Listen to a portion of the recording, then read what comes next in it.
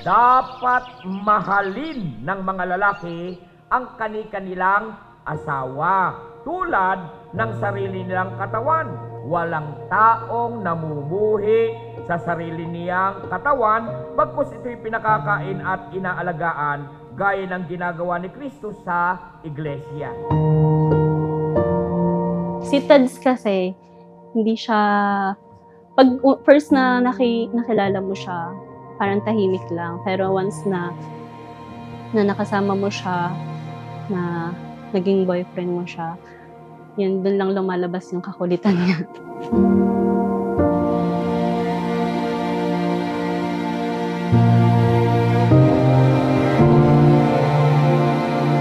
Salamat sa lahat sa pagpapalikan mo sa akin.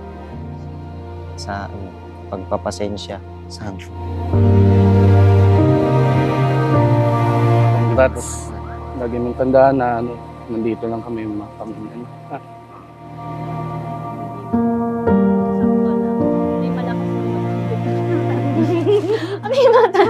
May pagsisisihan ko. Thank you sa pagpapahintulot mo sa aming makapag-asawa na. At salamat din sa lahat ng pangunawa, pati na rin sa mga pag-provide mo sa amin kahit single mother na. And alam ko na masaya si Papa sa mga nangyayari.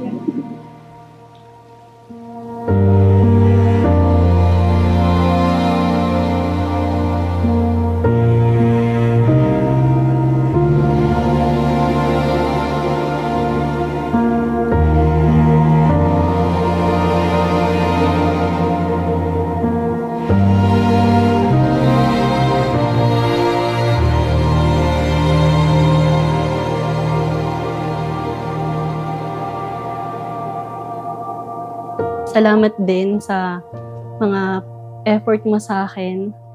Alam ko na balang araw, lahat ng mga future plan natin, mangyayari lahat yun kasi magtitiwala lang tayo sa Diyos at magtitiwala lang din tayo sa isa't isa.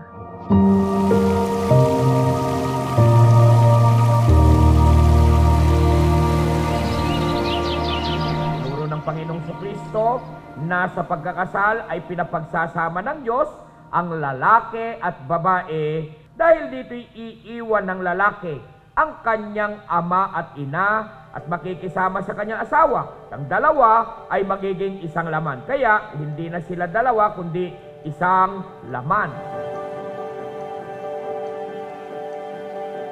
Strong siya eh.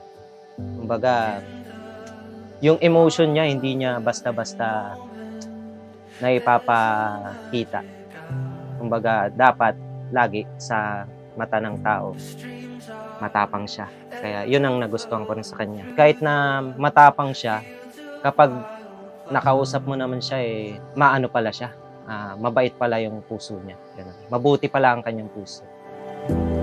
Let the peaceful freedom draw you in.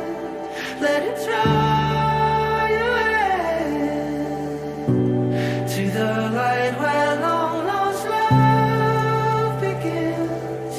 Let love beckon you with open invitations eager. Di, eto na yung matagal natin pinagpanata. At alam ko, pinagpanata din ni Mama to. Hiniling ko din to sa Diyos na sana makahanap ako ng lalaking makakasama ko pang habang buhay.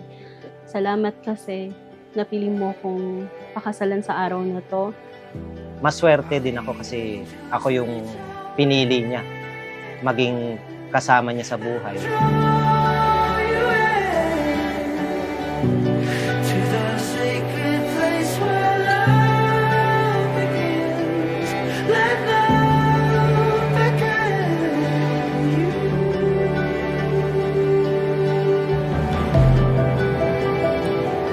Magsisikap ako para makabuo tayo ng pamilya na masaya.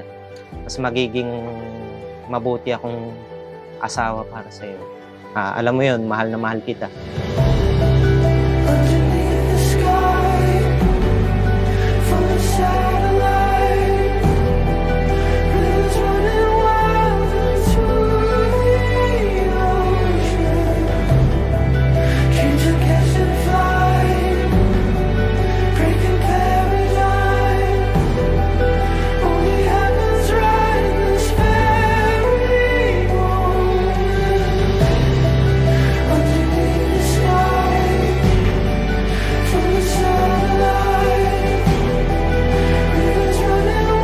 muli po nagbabalik tawag kami sa iyo. Sumasampalataya kami. Binasbasan mo po at pinapagtibay diyan sa iyong kaitaasan ang ginawang pagkakasal ng aming mga mahal na kapatid.